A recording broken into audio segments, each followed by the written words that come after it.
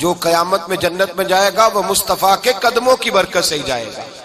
لیکن ہمیں کوئی شفاعت والا کام بھی تو کرنا چاہیے نا.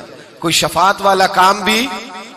درود شریف بولیے, درود پاک چھوڑیے ذرا تھوڑی دیر کے لیے ٹیک. درود پاک پڑھنا چاہیے. حضور کی سنت پر عمل, حضور کے دین کی نوکری کرنی چاہیے. کچھ کام بھی تو کرنے چاہیے نا, کچھ کرنا بھی تو چاہیے نا شفاعت کے لیے. دیکھیے نا حضور سید عالم صلی اللہ تعالی علیہ وآلہ وسلم نے فرمایا جس نے مجھ پر درود پڑھا اس پر میری شفاعت ضروری ہو گئی.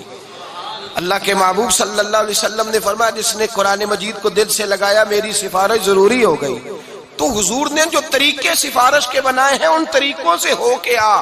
گھر میں بیٹھ کے دعویٰ نہ کر کہ بس میری سفارش ہو جائے گی. شفاعت کا جو اصل مفہوم ہے وہ یہ ہے کہ کوشش کر زندگی میں نوکری کرنے کی. پھر بھی کوتاہیاں ہو گئیں تو اللہ کے رسول دامن تھام کے جنت میں ساتھ لے جائیں گے.